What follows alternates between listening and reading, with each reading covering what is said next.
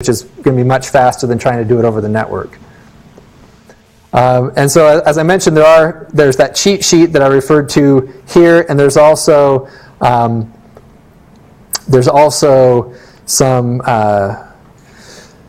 there's some scenarios here. The Tau group has gone through some different scenarios for different types, for different languages or different types of things you want to look at. So you can take a look at those if the site is back up. I think we might have brought down their site trying to download Tau all at once.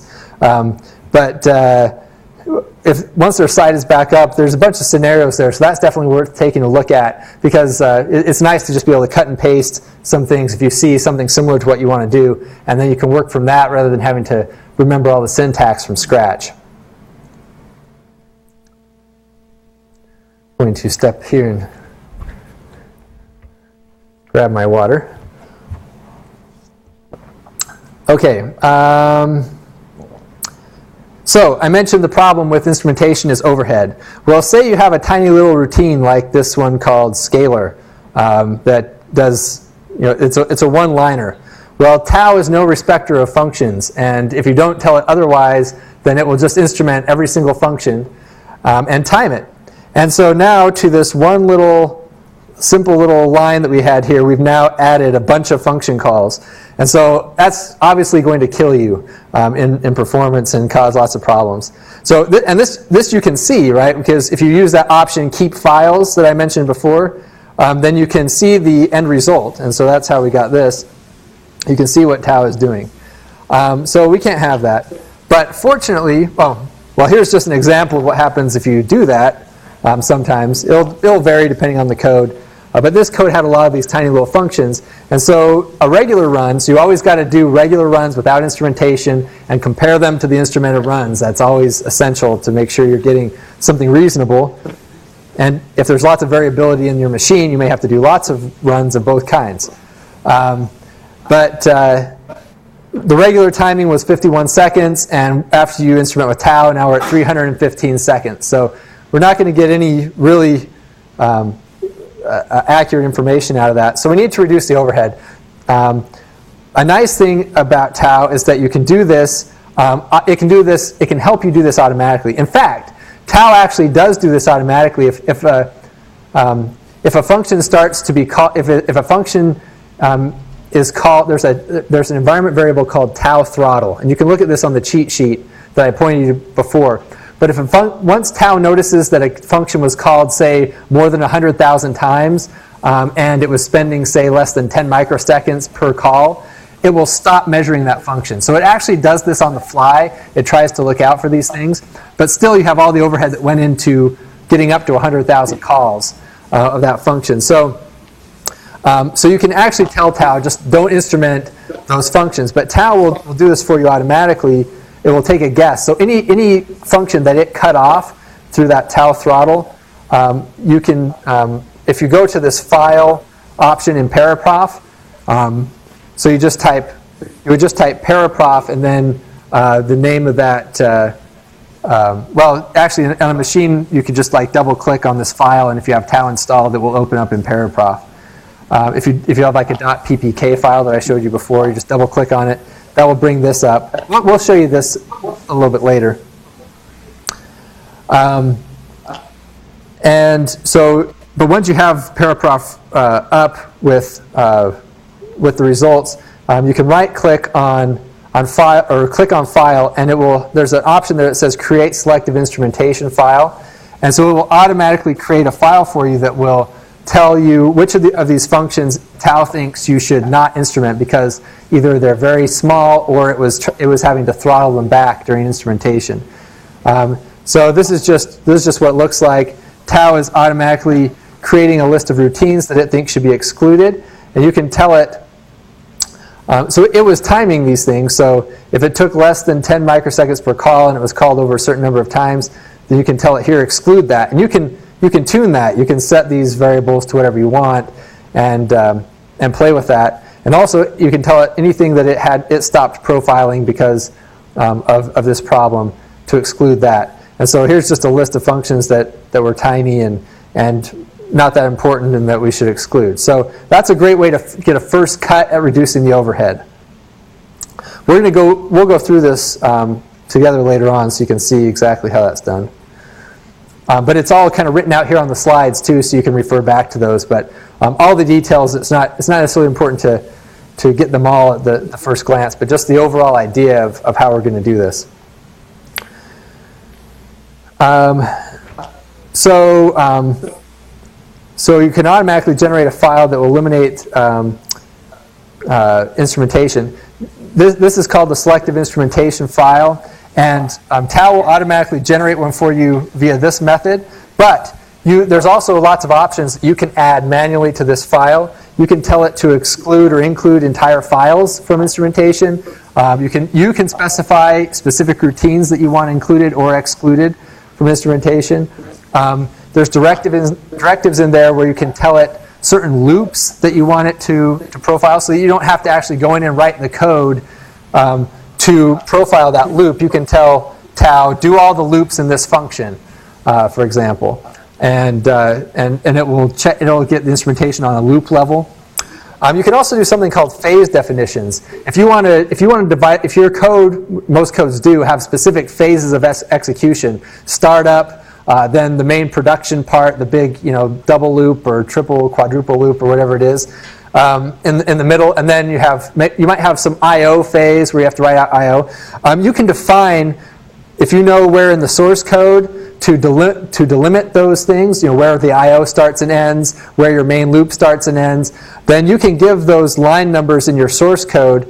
You can put those in the selective instrumentation file and give it a name, say I/O or production phase or whatever you want to name it. And then when you compile and run with Tau, it will divide up the measurements into those phases, and so you can isolate specific parts of the code. We'll show you how to do that. So Tau options gives you the options to Tau when it makes the file, or when it does the instrumentation, when it builds the instrumented executable, right? So before we saw these two, the verbosity and also tell it to keep the instrumented files. If you're running a Fortran code that has C preprocessor if-def statements, then you need this flag. Just a hint, if you've got Fortran codes with those if-def statements, that you need to run with that. But here's the one that we're talking about right now. This is how you tell it where to look for this selective instrumentation file that you either automatically generated here or that you created on your own. It's just a file with some language that delimits whether you're including or excluding, and then a list of files or function names. We'll show you an example of that. But this tells Tau where to look for that, and it will follow these instructions when it does the instrumentation. So it won't instrument anything that you tell it not to. Okay, so this is just so this is if you just ran Tau out of the box with unres without doing any selective instrumentation. You can see the startup time dominates, and then you can see you do get an idea of what the functions are, but you don't know necessarily if they're just startup or if they're important in the main production part. Okay. I think we're getting close to lunch here, and I know some people will be getting hungry, and I actually have to run out at 2 so I can be back by 3. And so I think we'll go through this part here, and then we'll pick up with the rest of this when we get back from lunch.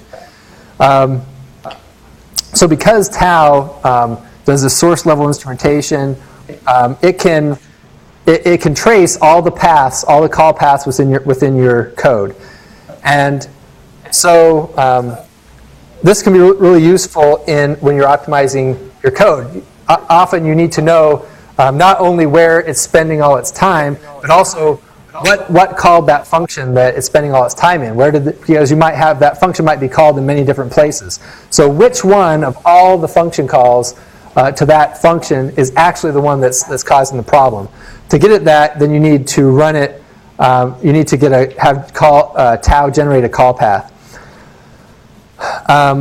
So, for example, MPI calls, right? I mean, you have you see your code is spending all its time in MPI wait. Well, where in your code are you calling MPI wait that it's spending all its time in? Is it just all of them all summed together, or is there one MPI wait call that's the problem?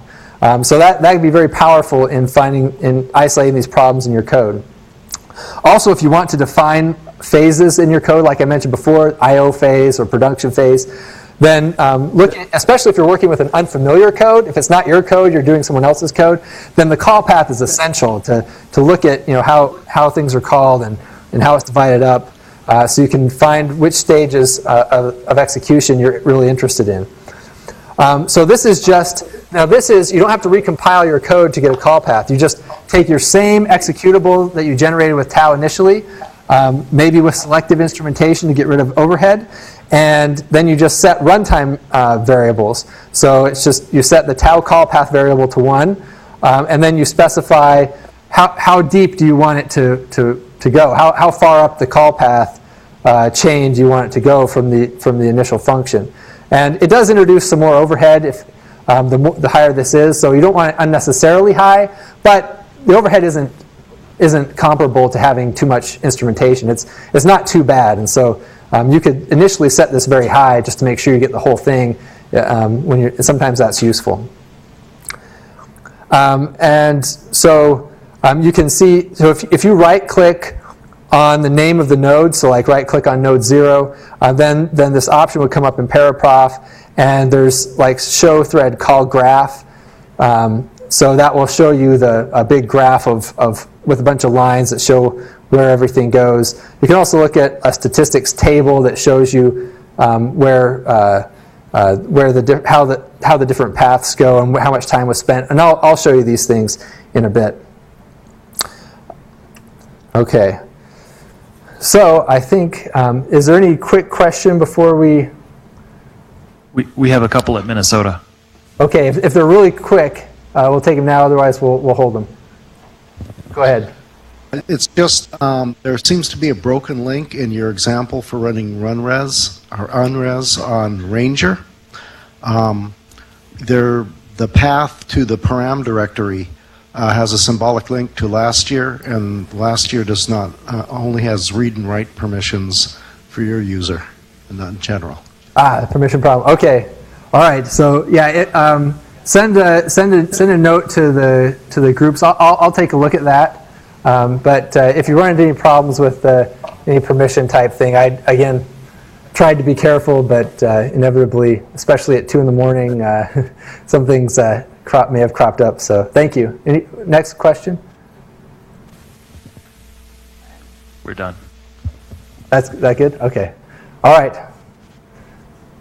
We'll go ahead and break for lunch. Okay, we'll go ahead and break and come back in 1 hour. Thanks, Phil.